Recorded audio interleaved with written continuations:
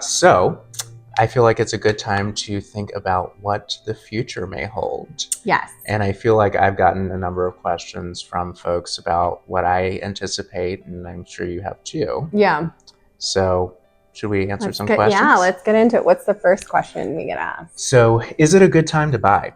Oh.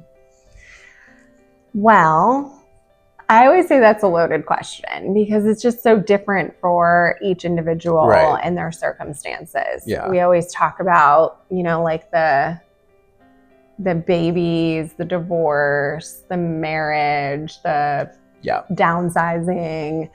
So depends, relocation, that type of stuff. So it depends on their life, what's moving them, what's changing. If they're in a one bed and they're having a baby and they need some more room, obviously it's a good time to buy. I never think it's a bad time. Whether you're an investor or your life is changing, especially in the Chicago land market. We have a really strong market right now.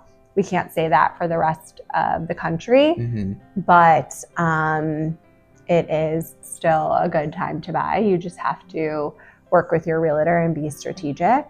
And we'll probably get into this with some other questions of like inventory and rates and, what the market's going to look like this year. But in my personal opinion, it's never a bad time to buy, or right now is not a bad time to buy. It's just, what are your circumstances? Yeah, that's exactly what I was going to say. I think like it's always a good time to buy. The question is whether or not it's a good time for you to buy, which is more of a personal question. But generally speaking, I think, prices, inventory, interest rates, etc., like those are market conditions. But I've very rarely, except maybe the folks who bought in like 2007, I've very rarely heard anyone ever say they wish that they'd waited. Yeah. But I very, very often hear people say, I should have done it sooner. Right. I think the only caveat or like disclaimer is if you are going to move in 2 to 3 years, you don't plan on being in Chicago and you don't want to be a landlord, you're not going to rent it out, or you can't rent it out based on the building or whatever it is, maybe it's not a good time to buy. You should continue to rent or you should sell and rent, or so if you currently own. So I would say that's really the only circumstance, or your personal finances just don't align with the market value right now. Would be the only other circumstance. All right, what's question number 2? All right, what neighborhoods do we think will be up and coming this year? Ooh, what do you think? I actually think that Rogers Park. I think Westridge. I feel like we saw a lot of people migrating into like periphery neighborhoods that bordered neighborhoods that they'd been priced out of. And I think that that's going to continue because, as we know, prices have gone up and probably aren't going to go down. We'll get to that. But I think we'll see people gravitating to Rogers Park who are potentially priced out of Edgewater. If they're looking for a single family home, they want to stay on the far north side, etc., close to the lake. I also think Humboldt Park, which has been happening. The Obama Center's opening soon, finally, and I think that we're already starting to see stuff happening in Inglewood and Woodlawn, South Shore. So those would be my answers. I think Rogers Park, Westridge, South Shore, Inglewood. And I think it's to be said that that doesn't mean that Lincoln Park, Lakeview, Logan, Wicker are still not going to outperform these neighborhoods. I think it's just where can we see people going to, or if you're wanting to invest and get in at a better rate, price point. Where do we think the biggest shifts are happening? I think like Lincoln Park and Lakeview is, that's they're always going to be top dogs.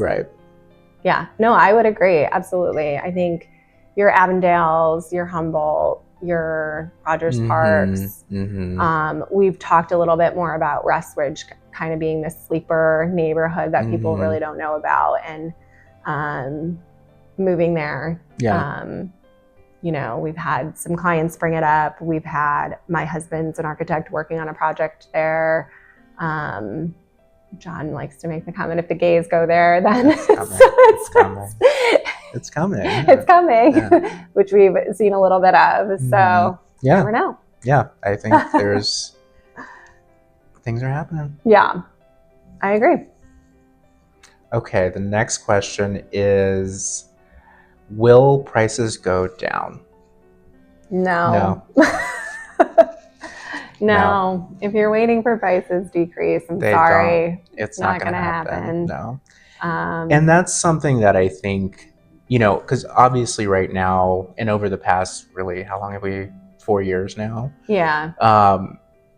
Understandably, people have been kind of sitting on the sidelines trying to figure out exactly what's going to happen. Yeah. I think specifically with prices, it is just so rare for prices to go down. Yeah. They may slow in terms of how their things are appreciating, but barring some sort of significant economic event, it is unlikely they'll go down, particularly in Chicago, because we have such limited inventory. If we were expecting like 100,000 more units or 50,000 more housing units, then maybe prices will go down because you can get if there was more competition. Yeah, like new construction for the same price, but that's not happening in Chicago. Yeah, I 100% agree. Yeah. I think we've just had such steady growth.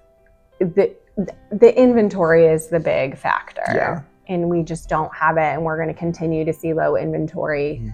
So until there's some magical inventory boom, we won't see prices decrease. And honestly, even if we see inventory loosen up a little bit, we've talked about this, and I think I'm jumping ahead with the inventory question. A little bit.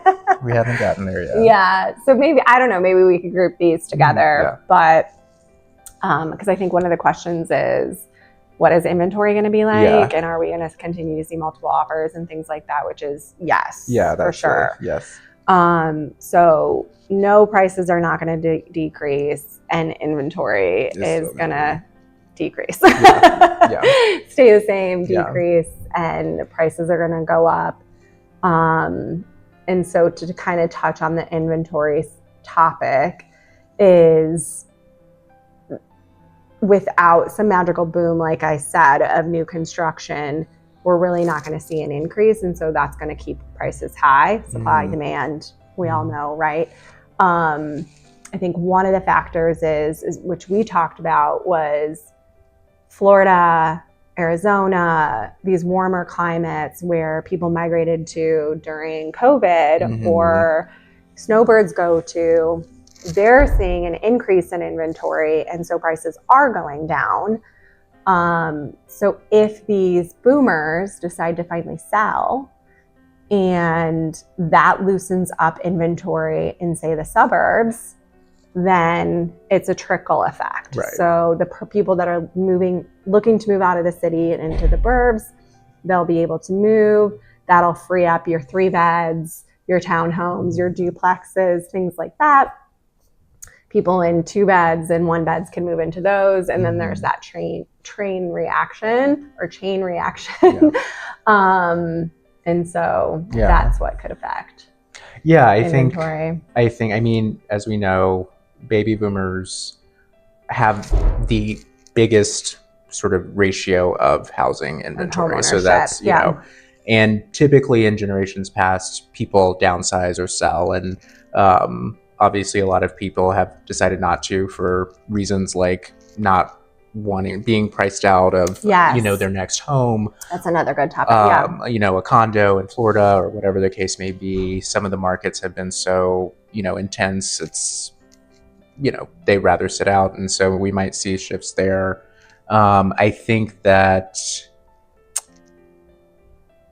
on the flip side, I wonder if that results in actually selling. Right. Because, you know, if you have a home that's paid off and it's worth $1 million, and you want a $400,000 condo, you don't necessarily have to. You don't have to sell. Yeah, there could be that. You're right. Yeah. So there could be the people who just want the second home finally, and prices have decreased in these neighborhoods, and they decide to get a second home. I think that's neighborhood to neighborhood, though, and and circumstance to circumstance, right? Yeah. So it just depends on how much equity these people have and if they want to manage two homes or not.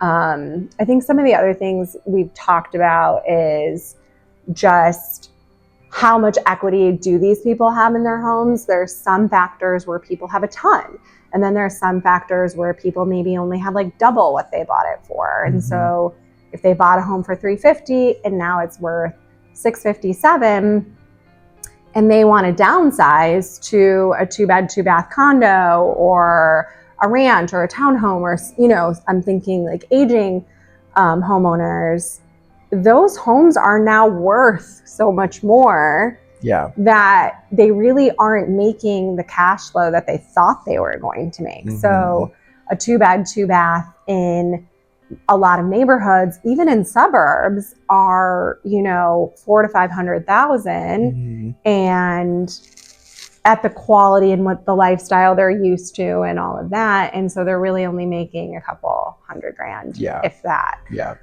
by the time they're done. And so I think where they were thinking they're going to make multiple hundreds of thousands of dollars, they might not be. And so wrapping your brain around that as a downsizing individual is sometimes harder. Yeah.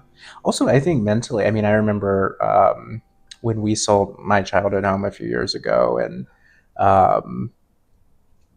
bought a townhouse, like just sort of mentally, like, because I remember my mom was like, how can this townhouse cost this much? Like, it's a townhouse. And because she's used, the last time she bought a house was in 1990. And back then, a single family home and a townhouse were priced significantly differently. And the house was a lot less than what a townhouse costs now. And so it's also like a mental shift of the reality of understanding the realities of today's market. And to your point again, like, if you are used to a specific area, a specific type of lifestyle, you don't want to give those things up. Like, you've worked hard. And so, but they cost money. And I think when we've worked with people who are wanting to downsize, they really are cognizant of like the taxes and the HOAs. So if their current taxes are like $12,000 to $15,000 and they're walking into a $10,000 or dollar tax bracket, like it's not that much difference. And so they're like, why would I downsize that much for a couple $1,000 annually? So the numbers do really need to make sense for them. And in this market, they don't always right now. So we'll see, but they hold the inventory. So we need it to make sense in order to get them to move. So, and got to keep the market moving. Exactly. All right, we went off track. We skipped ahead to the inventory question. What were the ones we skipped? No, we answered all of them. Oh, we did? Yeah. Oh, okay. Yeah. Got it. So well, if you have any more questions, let us know. And we'll be happy to answer them. We hope you enjoyed this. Rapid fire.